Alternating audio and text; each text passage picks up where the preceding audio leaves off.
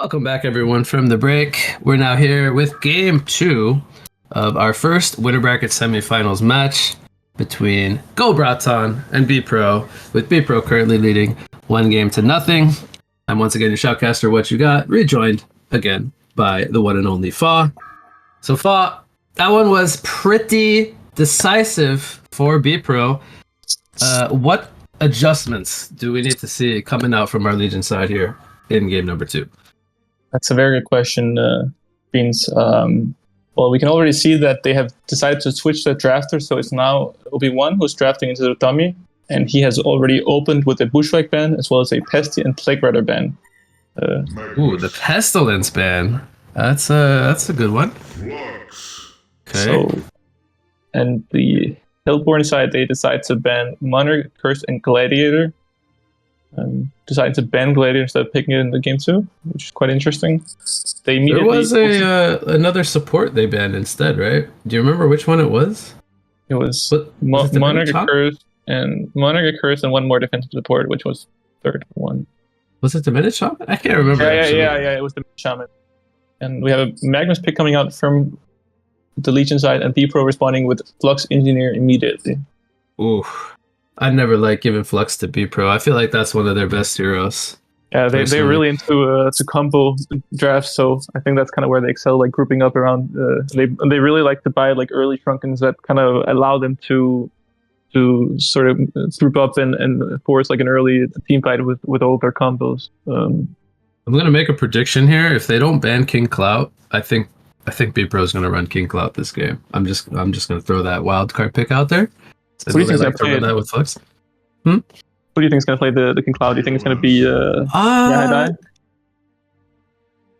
You know, I'm actually not sure, because the thing is, I've seen every single core player from BPro play Flux. I know Doze loves it. He's kind of like a new addition this cycle to their team. But also, Yakardig and Snark also love to play Flux. But I've seen Doze play King Cloud, I think, before. But it wouldn't surprise me to see Snark or Snark's brother play it. I think I don't know. I actually don't know who's going to play it if they pick up a King Cloud. Yeah, I would say, I think like at first glance, I'd say that it's probably Doza playing the Flux, and then if they were to pick King Cloud, it would probably be Yahadai, and then maybe they'd pick like a low stone for Snark or something.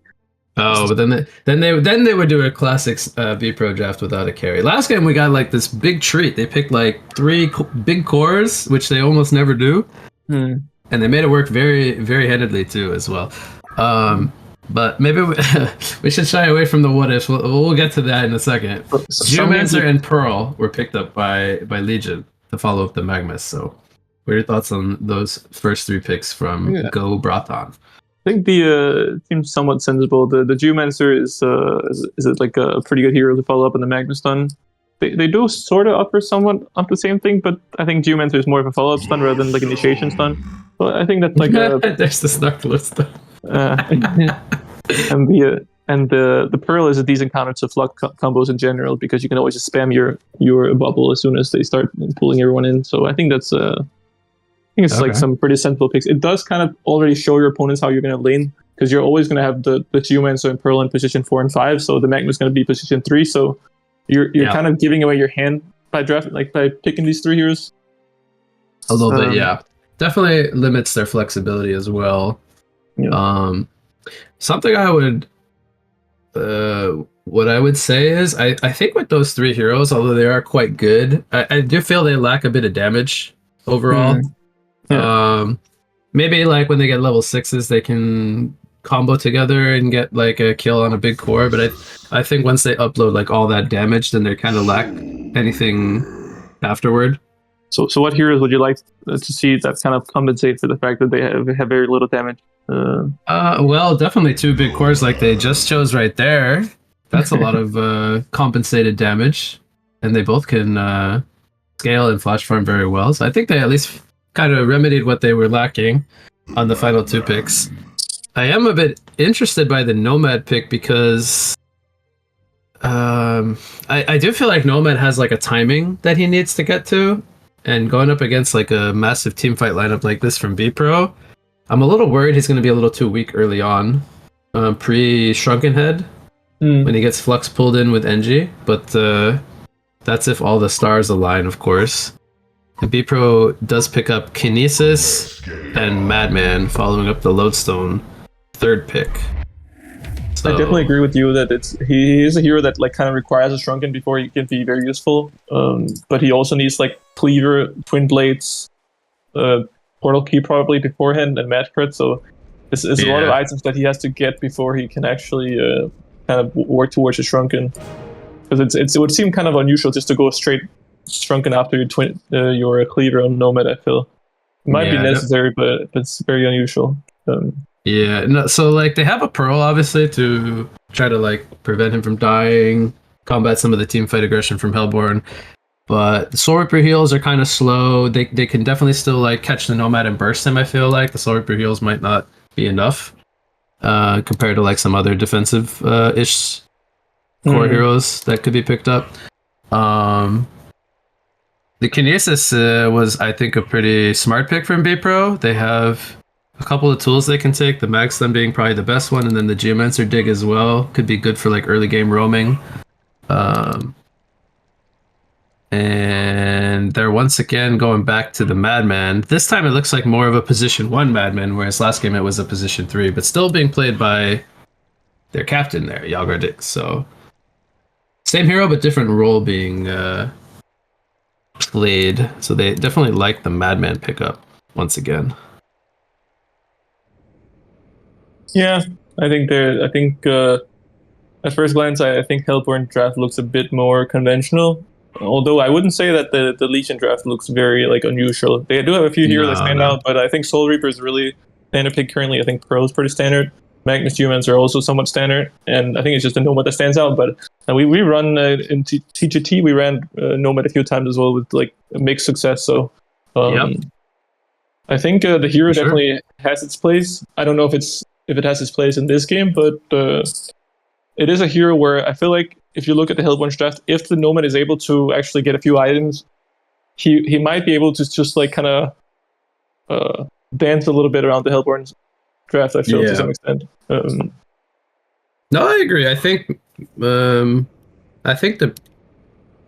key here for him will probably be if he can pick off the supports before they get their ultimates off, like the Kinesis and the Engineer, because those heroes are more or less kind of easier to kill once you get on top of them, like with some burst from something like a Twin Blade.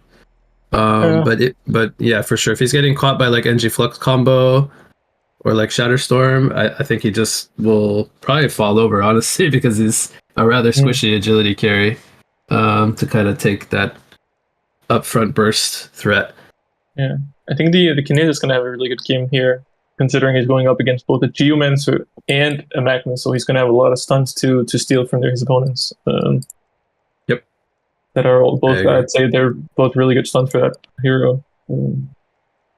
Does he ever take the judgment from Soul Reaper and just get some mana items and just go to town healing his team over and over? I thought about it briefly, but I just feel like he's run out of mana really quickly if you do that. And considering he's position 4, he's not really going to have the items to support that kind of line of play, I feel. So I would say that if he's able to have like a decent start and can get like a Striders and like a PK or something at some point with a Magnus stun, he's going to be like scary to play against the turn of the Nomad, because you can just blink and stun and then just ultimate, and then they can just pile on the stuns afterwards. And it's somewhat limited what the Pearl will be able to do, I feel. I think Portal Key probably will be quite good for Kinesis if he can get it. Should be position 5 though. Haruki normally playing the 4 there as he's the Engineer. Yep. I definitely think that like at least it seems that the Legion team Bratan or whatever their name is going to have a better shot at not getting run over early on with this draft. They might be going up against a tri-lane here on the bottom lane with Kinesis, Lodestone, and Engineer, which is going to be really hard to lane against. They are running the BPro Lodestone tri-lane. This is always very scary to face. Yeah, and the Lodestone Soul Reaper is not really the hero that you want to put against that either, because he can't survive it. He has no like escape mechanism whatsoever, but also you want farm on this hero. This is a hero you don't really want to play kind of like sufferish or like from behind, something like a like a Magnus, for example, they have in their team could kind of fit that role. I So honestly it's think interesting. that they are not really reading the draft or the lanes from the from BPro. I Composer. think they're probably expecting that it's like a Flux plus Inchi or Kinesis mid lane, and then like Kinesis and Inchi top with the Madman and like Suicide Lodestone. So they're just thinking we can just send the Soul Reaver against the Suicide Lodestone. I'm not sure Yeah. how I'm feeling about Magnus dual lane on the middle lane. I kind of would have preferred it was just Magnus solo bottom because I feel like Magnus against Lodestone solo should be okay as well. Granted, he just doesn't stun after Lodestone reaches level 6 because there's been a few incidents of that. Yeah, we've learned about that interaction. Um, Lodestone players are liking that matchup post level 6. yeah. So can Mag and Geo push out this Flux? Or do they need to, like, does BPro need to put one of their... Oh, bottom lane! Not going to be enough for a kill. I don't think Kinesis was in range. He actually got the he missed the stun on the Magnus. second spell. So he's throwing the... Oh, he did? Okay. The Kinesis was throwing lane creeps into the medium camp to start the lane off to get the lane control. Now he will do a pull. I do like the fact that they decided to go for a Nomad plus Pearl long lane just to try to avoid any sort of confrontation. They probably expected. Wait, okay, so they are actually TPing top with the Soul Reaper. So I'm not entirely sure how they're planning to. So they're planning to send the Nomad bottom. Oh, this is dangerous to run a. Wait, why would they? So they're I feel willingly like the way they had it was the better of the two options. Yeah, they willingly decide to run a Nomad plus Pearl into a tri-lane with 3 stuns and very little scaling. That seems very unusual for me. Maybe they kind of thought they were not able to pressure the Madman and he'd be free farming regardless. But I feel like you kind of, to some extent, you want to prioritize the Nomad's farm regardless, or maybe they just want to make sure that Soul Reaper has a good game so he can kind of create space for the Nomad to catch up later in the game. But this seems very... That could be the idea, yeah. Because sometimes some carries, even if they get good farm early on, they aren't really able to convert that farm into any sort of tempo. So, because they're just going to end up farming regardless. So, it might be worth it just to sacrifice them a little bit. It actually seems like to some degree that the Flock is almost able to sort of zone both the Magnus and the Geomancer mid lane. He's sitting at 7 last hits against Magnus 12 last hits, which is pretty good, I'd say 1 versus 2. But he decided to. He's just sitting here in the lane. I mean, this should not be allowed to happen. Yeah. Magnus does now have his bottle. It's also level 3 around the corner. Bottom lane, Nomad might be dead. Comes out of the invis. He's using everything. It might be a turn kill. No! Hellborn gets the Bloodlust first. No counter kills. I think there was an apple there on the engineer. Meanwhile, mid lane. Did Magnus get pulled into the tower with a slow? He must have stunned in, right? I think he probably stunned in and then they probably didn't have the damage or something. I don't know. I feel like you can't lose 1 versus 2 or 2 versus 1 like that. It's really especially if Nomad has to suffer at this expense. They're effectively... This is not good. I think the Soul Reaper is going to have a decent time against the Madman on the top lane, but... The Batman should also be able to farm, I would say, probably. He's got 16 last hits so far, compared to the 11 from Soul Reaper. Yeah, well, I think he was farming more prior to the Soul Reaper showing up in the lane. I think that's even more concerning, though, right? Because he was 2v1 at the start against the Pearl and the Nomad. Bottom lane, no stun stuns in. Here comes a keg into the Kinesis spells. Turret keeping Nomad in place, can't really go anywhere. He's under a Ward of Revelation as well. And a level 1 Pro heal just ain't gonna cut it against three heroes. I think they gotta be like second guessing the decision to send the Nomad and the Pearl down up against the tri lane. So if anything, I think it should be the Mag and the Geo against the tri lane, and the Nomad should be free farming in the mid lane.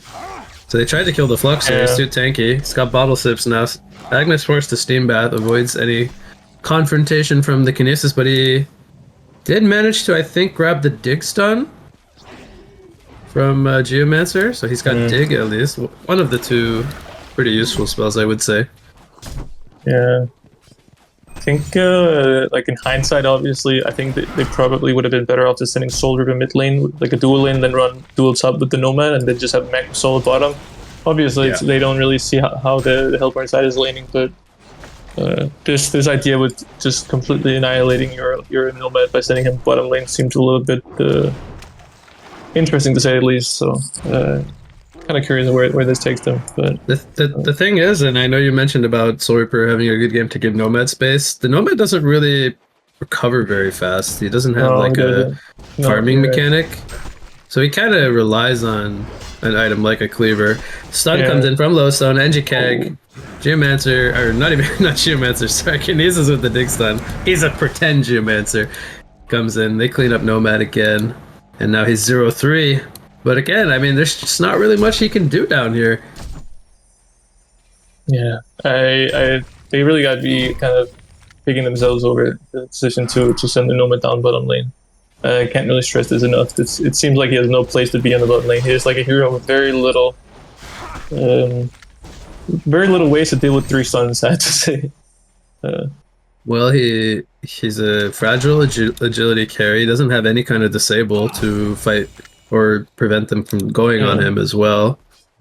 Almost got to question the Geomancer continuing to stay mid. I don't know, is it something you feel like he should be the one to start rotating around the map? Nomad dies once again.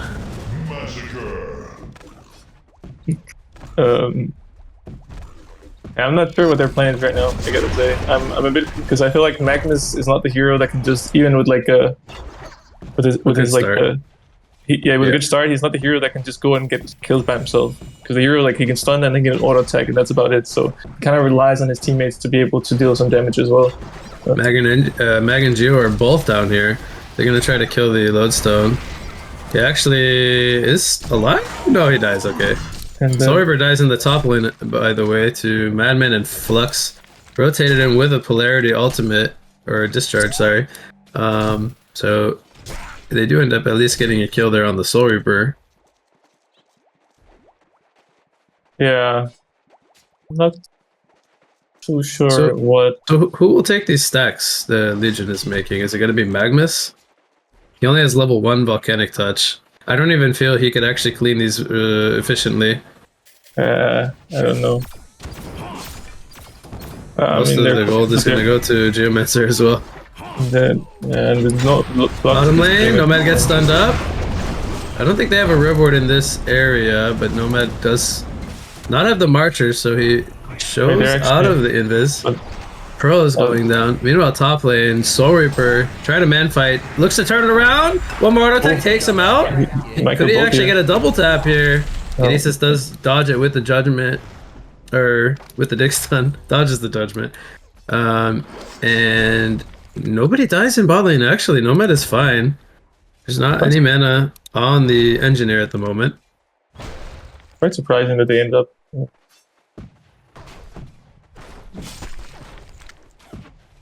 Soul Reaper will pick up his Ghost Marchers after getting that kill.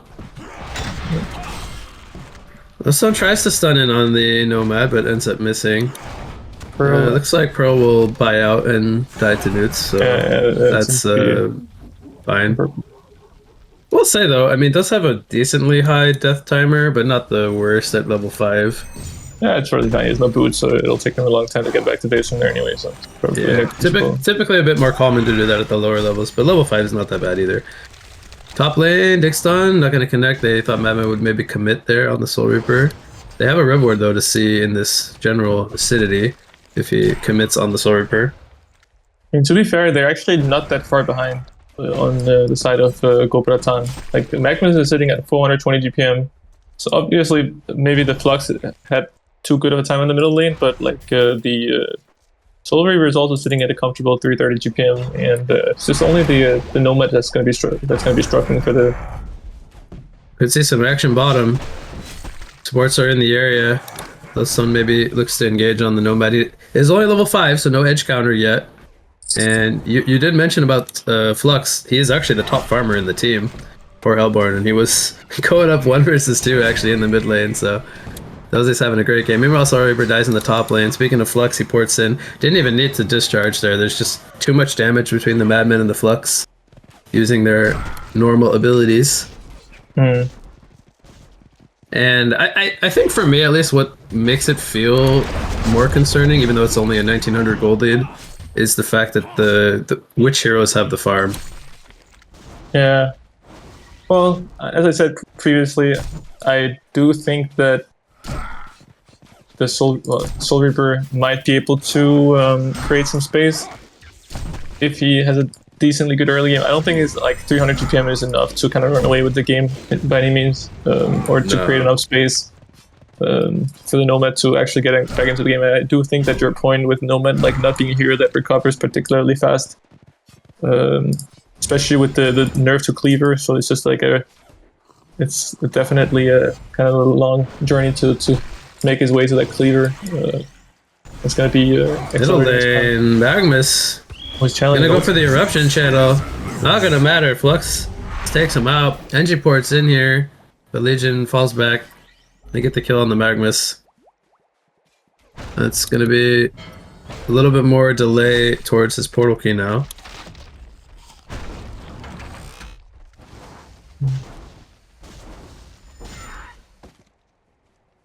Sorber and Madman continue to just go at it up in the top lane. Sorber was in Madman's tower a second ago.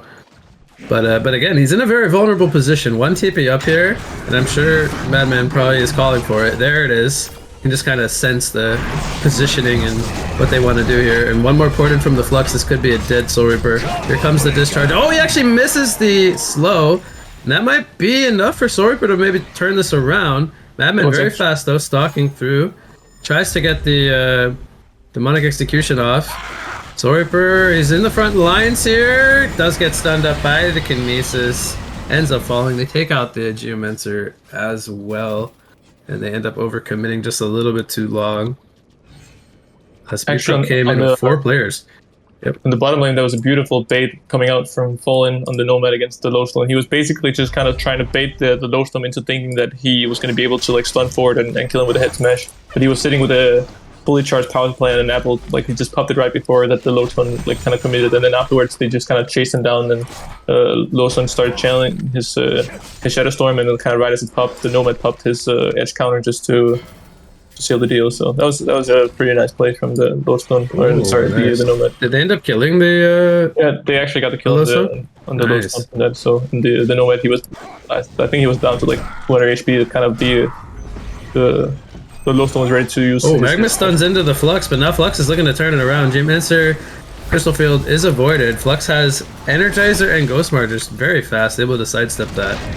But it did prevent Magnus from falling. Meanwhile, bot lane, the Pearl ends up sacrificing herself or getting caught and falls.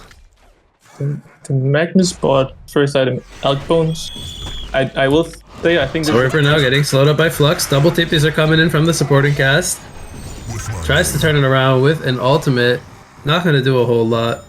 The rotations from BPro are just starting to look very, very good the longer this game is going. It kind of feels like a bit like the Legion side. They're kind of committing a bit too hard to staying on their lanes instead of just trying to, I think, play a bit more around the map and like maybe play around the jungle a little bit on the Soul Reaper, because he's basically just like a kind of walking target on the top lane. They're just repeatedly rotating on him, and he has very little support from his team to prevent him from getting run over. So the Magnus decided to go for first item Elk Bones. I think that's the first time I've ever seen a Magnus go Elk Bones in a tournament. So I'm kind of curious how this will play out for him. I do think it might. Energy field is down. NG might just go down here. Magnus goes forward with a stun. This is a Shaman's Headress Lodestone. He's going to channel his Shatter Storm. He actually probably wants to go in here, but no, there's just no way. Not without any TP support. Okay, this is here smoked up with a level 6 ultimate and a Lava Surge ready to go. I don't know if they have TP support on the rest of the supporting cast. Meanwhile, they're going on Soul Reaper, they take him out. This tower is still full health, so they have a lot of time to make a decision here if they want to go. Meanwhile, Legion is diving onto the Lowstone. One TP is coming in. There's the lift from Kinesis, lifting up the Magnus. He will come down. Engineer and Flux are here now, but a nice port out from the Geomancer. Magnus does not have a Lava Surge. He just used it. He might get taken out here. No steam bath as well. That the Magnus didn't try to like stun up on some hill and maybe try to TP out or something. I know his TP was like almost coming off cooldown, so maybe he could have like TP'd up, by the high ground just near the bottom tower in the tier 2, just try to TP out there. That's like, I feel like that would be the only way that he would actually be able to kind of get out of that situation, but even then it was probably very unlikely that he'd be able to make himself. I agree. Madman going for Cleaver this game, so we're not going to see the Dreamcatcher Madman, but more of the hard carry style Madman, I would say. Yeah, I think that makes kind of sense in this particular game, seeing as they don't really have any like right-click heroes. I guess Flux to some extent is a right-click hero, but he's almost kind of reaching 500 GPM on the Flux as well, so I guess he is also a right-click hero, but I do feel like it makes sense to go for Cleaver here, because you don't really have anyone to clear stacks otherwise, so... Speaking of stacks, Soul Reaper is working on some double stacks in his own jungle. What do you think will be his first big item coming up? The Bracer, maybe? I was thinking more in like the lines of gnomes or maybe a light brand or something. Yeah, I mean he's got about 1,000 gold, so. I think he's probably going to be working towards the gnomes. I think that makes the most sense here. Well, Fallen is almost 300 GPM on the Nomads. Yeah, he kind of climbed his way back from the some build-up items in the works. The rough start. He just finished this gnome. I don't think like 300 GPM is that bad. I know obviously you would kind of be happy with the higher GPM at the 60-minute mark, and the enemy's carry is almost 200 GPM above you, who has already finished his Cleaver, and you bought a Mat Frets, and you're not really in a position to get any charges on it for the time being, so... Glowstone channeling Shatterstorm. He guesses where the Soul Reaper is, ends up missing. The Flux pull, that would have stopped the TP, but obviously they did not know. Credit to the Soul Reaper for TPing out at the right time. But yeah, I mean, all things considered, I don't think Nomad's having that bad of a GPM, considering the situation he was put into. Engineer Field was down, he did end up falling. Meanwhile, J-Mancer tries to get some return kills, ends up falling as well. Crystal Field missed. Magma's forced to stun down the cliff, but now he's in a lot of trouble as he meets tons of enemies in the river. And he will also fall, so that's 2 deaths for Hellborn, or 2 deaths for Legion, 1 death for Hellborn. And meanwhile, they're pushing the top lane. What do you think about the outbones on the Magnus? Do you think he should have gone straight for PK, or do you think he needs to go for a bit more greedier out with the outbone? Well, hold that thought, because big fight coming out in top lane. Pearl will probably fall here, just going to try to juke for as long as she can. They took out Nomad with the Flux Pull combo with the team support there. I think that was also a Kinesis lift. They end up getting 2 more kills. But the Magnus outbones probably not what they were needing this game. Yeah, I think I'm kind of with you there. I feel like if you want to go outbones, you probably... I do think sometimes PK Heresize and the Magnus can be a little bit awkward because you blink in and you don't really have the damage, so I can understand where it's coming from, but at the same time, they're also not really in a position to play overly careful and to sit back. Someone needs to be doing something on the map, otherwise they're just not really going to be able to stay in this game, I feel. I think even though the Magnus was given priority farm early, I think he needed to use it to make space for the supporting cast to come back into the game. As we have a stun initiation here on the Nomad, he's very low, gets healed up from the Pearl, and he will be fine for now. Good turn counters, they take out the Engineer, Shadowstorm about to explode. Will Nomad actually fall here? Edge counter comes out, he's still staying alive! He is going to fall at the end there. It is a hat trick coming out for Soul Reaper. Don't think it'll be a quad kill, but he's pursuing forward 4 with team support behind him. Tablet forward. Probably didn't mean to, probably meant to go over the cliff, missed that one. As Yagardik comes in, gets a counter hat trick, so Hellborn overextended there. Or sorry, Legion overextended for sure. As they did start that fight off really well, but did not cut their losses when they could have. Quad kill comes out for Madman, who has an Elder Parasite picked up. And now another 2,000 gold, but there's the concede vote coming out, Fog. Game number 2 is in the books, and that will also mean the series does come to a conclusion. BPro taking this one 2-0. I think both games in under 20 minutes, so very dominant fashion once again here in game number 2. Final thoughts, not only on this one, but also on the series? I mean, to be fair, Pro is kind of a long-standing team, so they definitely came in as the underdogs on the side of Bratan.